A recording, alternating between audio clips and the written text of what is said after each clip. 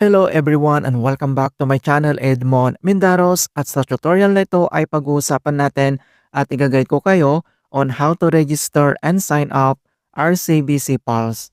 Kung hindi pa nakaling ang RCBC account mo sa RCBC Pulse app para mas madaling makita ang account balance natin at mga transaction kung ginagamit natin ang RCBC account through online payment at iba pa. Guys, stay tuned ka lang at start na natin. So, ang next step ay kailangan mo lang i-download yung RCBC Pulse app. So, dito lang sa Google Play Store. So, search mo lang dito yung RCBC Pulse and then kailangan mo lang yung i-download or i-install mga kaibigan. So, once na-complete mo na yung installation niya and then next step, so open lang natin ang ating RCBC Pulse app. And then may pa-welcome siya, alright? So, let's start your journey with RCBC Pulse. So since bago lang yung account natin at kaka-open lang, so kailangan natin itong i-link dito sa RCBC Pulse. So ang next step ay click mo lang dito yung sign up. And dito naman, so do you have an existing RCBC account or credit card? So may option dito. So I want to link my account or credit card to RCBC Pulse and then I want to open a new RCBC account. So isilik lang natin dito yung I want to link my account mga kaibigan dahil mayroon na tayong account sa RCBC. So, click lang natin yan. Dito yung circular icon na yan. And then, click mo lang dito yung continue. And dito sa choose your account type, so select ka lang dito kung anong gusto mong i-link. Yung my debit ATM card, deposit account, or RCBC credit card. So, select lang natin dito yung ating deposit account and then click. And dito sa terms and conditions, so kailangan mo lang yan basahin. And then, i-move mo lang dito guys. Ganyan. Move natin yan. And then, dito sa baba ay kailangan mo lang i-click dito yung I agree. And next step, so deposit account. And then kailangan na natin itong ilagay yung ating account number. And then double check mo lang yung account number mo kung tama. Kung okay na, and then click mo lang dito yung continue. Ayan, and then makaka-receive tayo dito ng OTP code na sinend dito sa ating registered mobile number. So kailangan natin yan i-enter. And make sure na tama yung OTP na in-enter mo doon. Ayan, so kapag na-enter mo na, and then next step, dito na tayo sa create ng ating user ID. So sa pag-create naman ng user ID, so must have at least 8 characters, must not have special characters or symbol. So maglagay lang tayo. Ayan, so kapag ganito yung nakita mo, so ibig sabihin ay confirm at okay yung nagawa natin na user ID. And then dito lang sa baba ay kailangan mo lang i-click dito yung continue.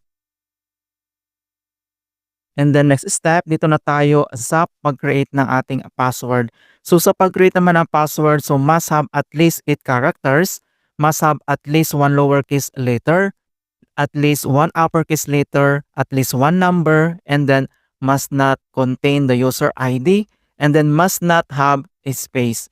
So wala pong space, diretso yung lahat, and then create lang tayo.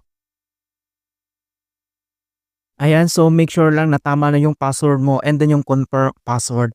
And then dito lang sa baba ay kailangan mo lang i-click dito yung continue. And then nandito na, so is this correct?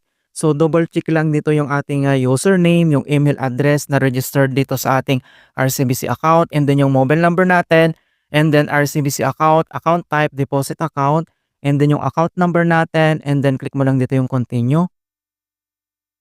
So your enrollment is in the process. To activate your access, please respond the message we've sent to your registered email address.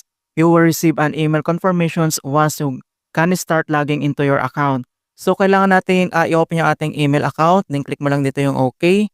So back lang tayo. And then open natin ang ating email address. Ayan, nandito na yung email. So thank you for linking the account below to RCBC Pulse. Yung account details, ayan. And then another informations, so to activate your access, please reply yes to this email within 3 days. So you will receive an email confirmations once you can start accessing your account.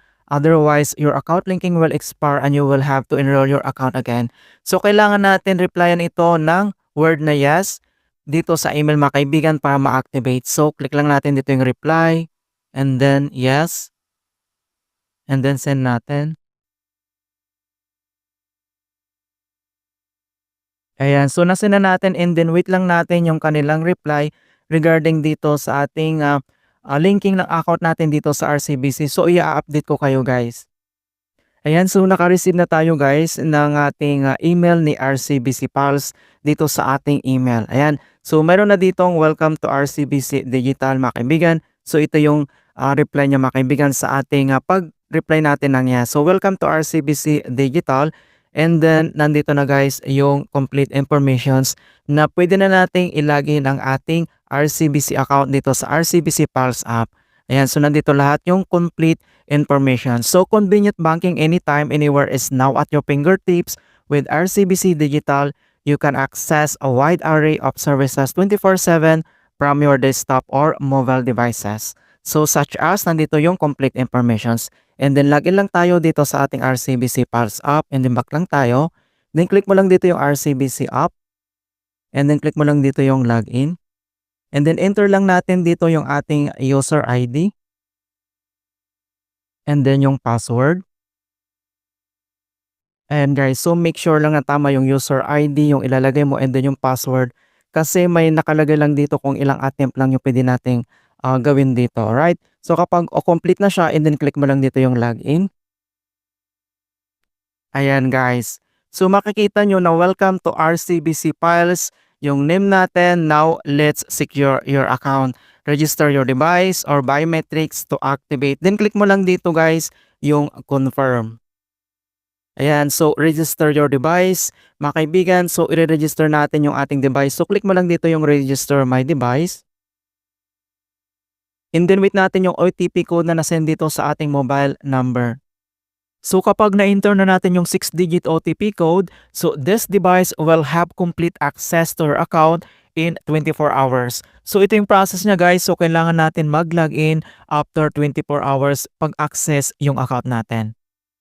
Ayan, so ganun lang po kasimple mga kaibigan kung paano tayo mag-register or mag-sign up dito sa RCBC Files app registrations.